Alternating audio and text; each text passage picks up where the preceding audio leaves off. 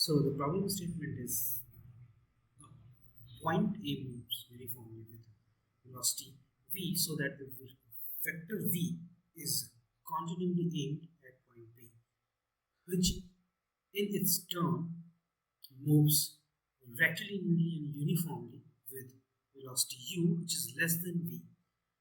At the initial moment of the time, v is perpendicular to u, and the points are separated by a distance l. How soon will the point converge? Okay. So, assuming that this is point A initial, and this is point B initial, and its time at time t equal to 0, of course, at time t equal to 0. And as you can see this in this figure, the velocity of A will be always aimed uh, towards or at point B. So let's just assume a situation at time t equal to t. So let's say this is A dash and it's at t equal to t. So if it's A, then this is actually B. Let's say this is B, and the vector v is going to be in this direction. Let's say the vector v is in this direction, followed by just right now. And let's say it's making an angle theta with horizontal. So let's say it's making an angle theta with horizontal axis. The component, the horizontal component of this vector, of course, the horizontal component of this vector, we need horizontal component. Why? We will just see why we need it. So it will be v cos theta. So at this instant, we can see the A on this will be dash actually. A is pointing towards B dash, and the velocity of B at this instant would be in this direction, so it would be u. And if we just extend this line A dash B dash, so we will get an angle theta as. Now the thing is, we need to approach this problem with a very conceptual approach, which is velocity of approach. So lot of approach here. So we are going to just simply write the velocity of approach because A is continuously approaching B, so we need the velocity of approach. Like with what velocity the A is approaching to the B. So we can simply say that velocity of approach, of approach,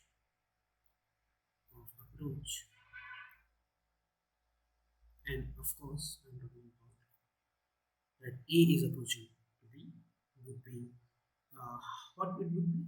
So the velocity of A is towards B at any moment. So it would be of course V, and as you can see, the velocity of B dash along the A dash B dash, this component would be u cos theta.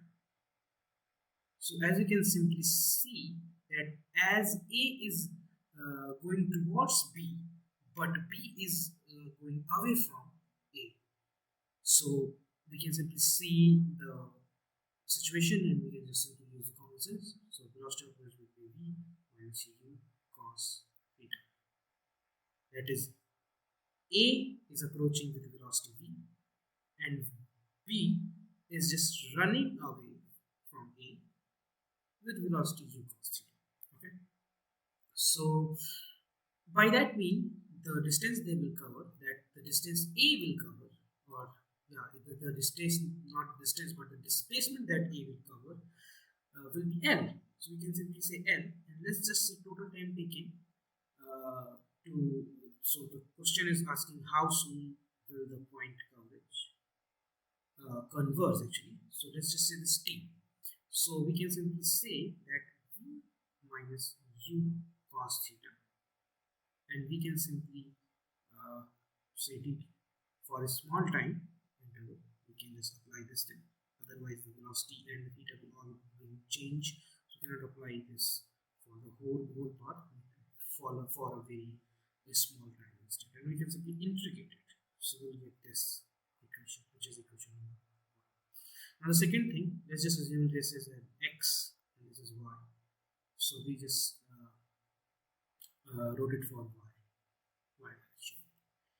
Not exactly the y direction, but the displacement of A in y direction.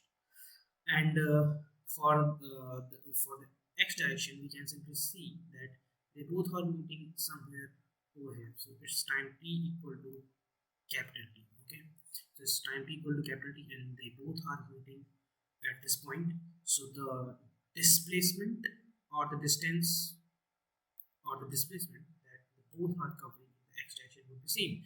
So we can simply say that small u t would be equal to, now we can simply say that the direction of a, the direction of velocity of a dash in the direction of x is actually v cos theta. So we can simply say v cos theta, which is the velocity of a in the direction of x direction, is v cos theta, and we can simply integrate it, or we can simply write it for small time d dt. We can simply integrate. So this ut, how we get the ut? It's actually u dt for a small time interval. We just wrote u dt, and we integrate it for 0 to capital T, because total time it taken is capital T. So we get u and capital T. This is how we get it. So this is equation number 2. So we just need one thing from the equation number 2, which is cos theta dt, because we don't have any information about cos theta or cos theta. So we don't have any information about this theta, how the theta will change or anything about it. So we can we are not going to solve in that way, but what we can do is we can just since v is constant, and so we can simply say cos theta dt, and integral of cos theta dt is simply u capital T by v. So this is important. This result is important, and we can use it for equation number 1. So we are using this for equation 1. So we can simply write the equation 1 now as L equal to V, and you can see V dt and U cos dt. So this will be V dt integral minus integral U cos theta dt. V dt is simply, since we are going to integrate it from 0 to capital D, so v dt, and this thing is also from 0 to capital D if you want to write the limit, because everything is from 0 to capital D. So we can also say 0 to capital D if you want to write the limit. But this would be equal to v capital T and minus, this would be u is constant, so it will become out of the integral, and we will have this thing, which is u capital T by v. So as you can see, which is equal to L again.